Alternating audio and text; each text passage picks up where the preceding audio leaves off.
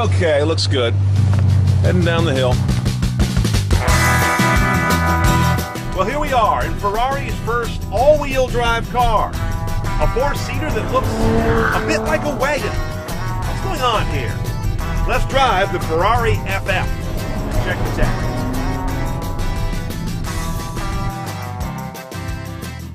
Now, ergonomically, what is an FF?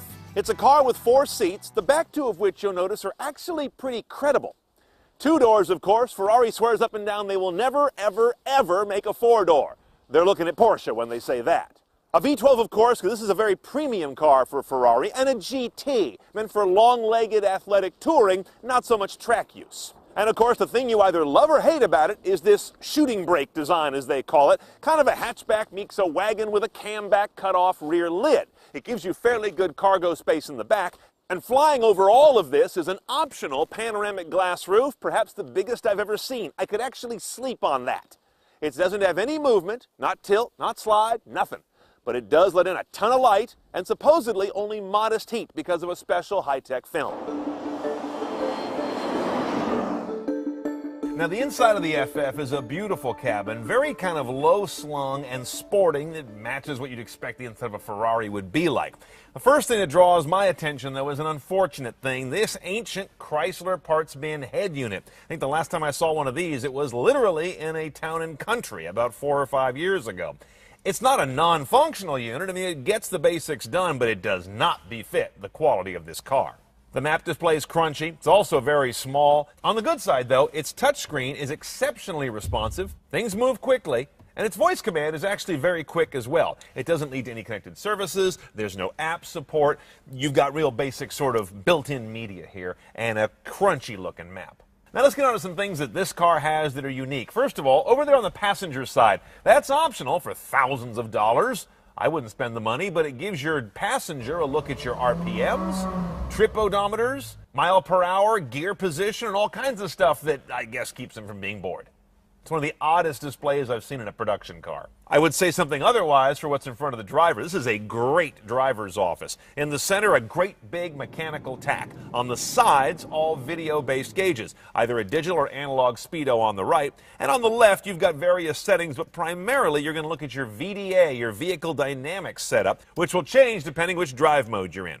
Speaking of those drive modes, that brings us to the Manatino, the little handle here on the steering wheel, going all the way from snow to wet. Comfort is your standard mode, then there's sport, or hold it over on the stability off position, and it warns you, it's all your problem now.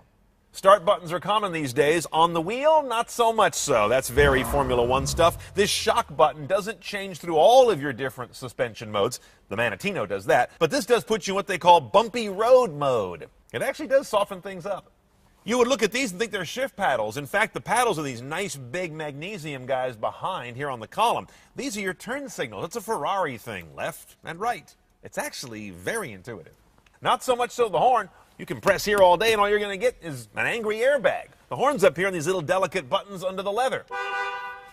And behind the wings of the wheel, to go with that Chrysler head unit, are the classic Chrysler fingertip buttons, the ones you operate by feel and not sight. They change track, adjust volume, things of that nature. Over here on the lower consoles, more your drive control. R for reverse. Auto is putting you in automatic mode. The car doesn't necessarily default to it as much as most cars do. And PS is some Italian for launch control. We've got a rear view camera in this car standard. Thank you. This little button here changes it from normal mode to weird mode. I'm not quite sure what the value is. And we have a front camera on this car as well, but that's optional. Now let's talk about these back seats here in the second row. It's a big part of this car's claim to fame. Are they the real deal? Well, first of all, these are full-size seats. They aren't little dinky little 911 seats or something. The only downside is, of course, the car's got a certain limited wheelbase, and if I sit behind my own adjusted driver's seat, as you can see, I gotta, spread my knees apart to let this thing sit there. It's a little cramped. The headroom is great, though, and like I said, the seat's full width and quite comfortable. Oh, you may have noticed this also. Behind each of our headrests, we have optional integrated iPad minis. They're quasi-integrated. They're sitting in nice leather holders on a strap on the headrest. And they connect to power so they don't run out of juice. Beyond that, they're on their own connection. They don't talk to the front head unit or do anything more electronically magical than just this. Now up here is a big part of the reason you buy an FF, because it's got one of these beautiful Ferrari V12s. I could just look at this thing all day and not even care how it runs, but it does run. The numbers: 651 horsepower, 504 foot-pounds of torque. All that accomplished without any turbos or superchargers. It is a direct-injected V12 with an extraordinary piece of balance and engineering art to it. You're going to hear it later and love it. Now, it's a front mid-engine, they call it, because basically the entire engine rests behind the front axle line. It helps to put the weight where you want it and not hung out here where it makes the car nose heavy and want to plow through corners.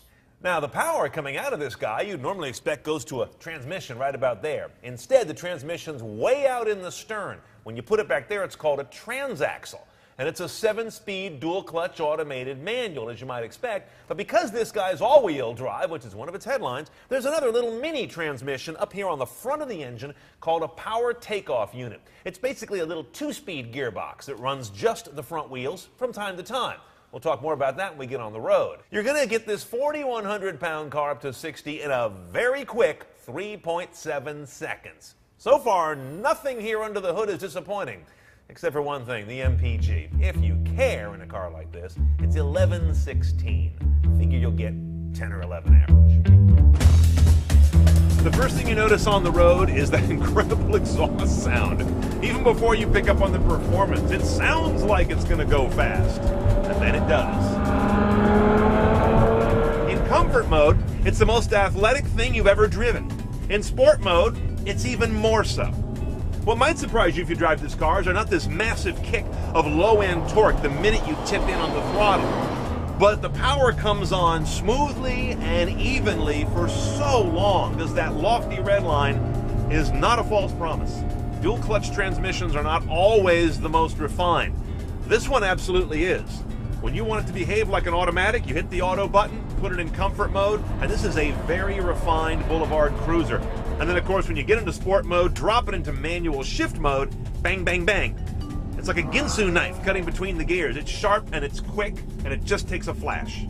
Now, a note about the all-wheel drive in this car. It's kind of an all-wheel drive light, or a helper all-wheel drive. At most, it can send 20% of torque to the front wheels. That's it. It is often letting the rear end do all the pushing, and it just sits out until it's needed for traction or cornering and torque vectoring. It only works in the first 4 gears of the main transmission and using its own 2 gears. And I never stop being surprised at how well this car takes a set and dives into a corner without a lot of weight being thrown around or effort on my part. Other cars may accomplish that by doing some inside wheel braking or reducing torque to certain wheels, but this is just more alive and active. Impressive for a biggish car that has a biggish engine in front of the driver. Okay, just for fun, let's price our FF. Not exactly in my price range, maybe it's in yours. That would be $298,000 or so, delivered with a hefty destination charge. Then you start to add the good stuff that truly makes it CNET style. Gotta love that panoramic roof. Hope you like it, $18,000 worth. Adaptive front lights are a trivial $2,000. That interesting passenger display is a little over $4,000. Carbon fiber steering wheel with those shift lights, almost $5,000.